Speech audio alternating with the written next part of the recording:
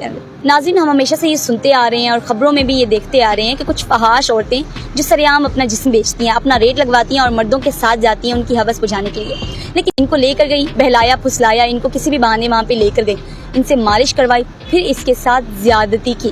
زیادتی ایک آنٹی نے نہیں کی، دو نے نہیں کی۔ ایک آنٹی آئی ہے لینڈ کروزر پہ، وہ مینو لے کے گئی ہے گھر اپنے، لے گئی ہے، انہیں کیا ہے مالش کرانی ہے، میں کر دیاں گا مالش کرا کے، تو پھر وہ سیکسی ہونے لگ پئی ہے۔ میں بھی جو مزے میں تھا، میں بھی سیکسی کرن لگ پیا اندر نال، پہلی پئی سی مینو بہت سیکسی ہونے لگ پئی سی کہ میں ان کے ساتھ سیکسی کر لی سی۔ جب میں ان کے ساتھ سیکسی کیے، انہوں نے سیکسی کیا، جب اس نے ٹیکا لگایا تو 4-5 عورتیں آ گئی سی، 4-5 میڈماں، انہوں نے 4-5 میڈموں میں کام کرایا سی۔ پھر وہ دوسری آ کے مینو ٹیکا لگا لیا، انجیکشن لگایا، دوسری آ کے ٹیکا لگایا مینو، جیسے انہیں ٹیکا لگایا پھر مینو شاری فل طاقت آ گئی۔ چلو جب دوسرا دن ہویا، کیا کام؟ پہلا دن تو میں صحیح تھا، پہلا دن کام بھی صحیح لیا، مزے بھی صحیح لیے ہیں۔ آپ نے بھی ساتھ مزے لیے؟ ہاں، میں نے بھی ساتھ مزے لیے ہیں، کام بھی صحیح تھا، پہلا کام صحیح تھا، وہی مزے لے رہا سی، کام صحیح تھا۔ جب دوسری بار جب میں کیا ایک کام، دوسری بار کیا، پھر میری طبیعت بہت خراب ہو گئی سی۔ پھر وہ مزے کہاں گئے؟ پھر وہ مزے، میں تو پہلی دفعہ تو مزے لے رہا تھا، مینو بہت سیکسی ہونے لگ پئی سی کہ میں ان کے ساتھ سیکسی کر لی سی۔ جب میں ان کے ساتھ سیکسی کیے، انہوں نے سیکسی کا تو مزے لے رہا تو 5 عورتیں مل گئی، آپ نے تو مزے کیے ہوں گے۔ میں تو مزے کر رہا تھی، چل بھائی میرے مزے ہو رہے ہیں۔ جب انہوں نے انجیکشن لگایا، میری نس میں بہت خون آنے لگ، مالش کرا کے تو پھر وہ سیکسی ہونے لگ پئی ہے۔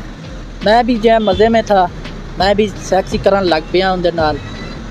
پہلی بار جب میں اس کے ساتھ سیکسی کی ہے، ٹھیک ہے، اس کے ساتھ انہیں مینو جو ہے نا سیکسی مزے لین تو پہلے انہیں مینو ایک جوس دیتا سی، مینگو جوس۔ علی ایک نوجوان اور محنتی لڑکا ایک سپا میں بطور مساج تھراپسٹ کام کرتا تھا۔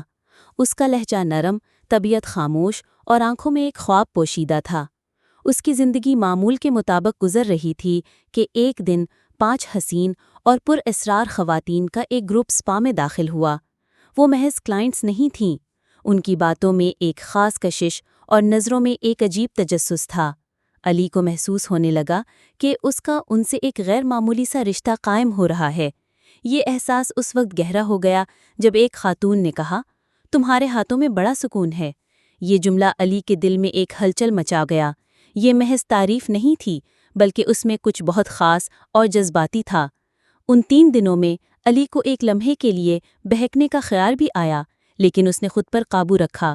اس نے سمجھا کہ پیشہ ورانہ تعلقات میں عزت، حدود اور اعتماد کی کیا اہمیت ہوتی ہے، اور یہ بھی جانا کہ کشش وقتی ہو سکتی ہے، لیکن انسان کا کردار ہمیشہ قائم رہتا ہے۔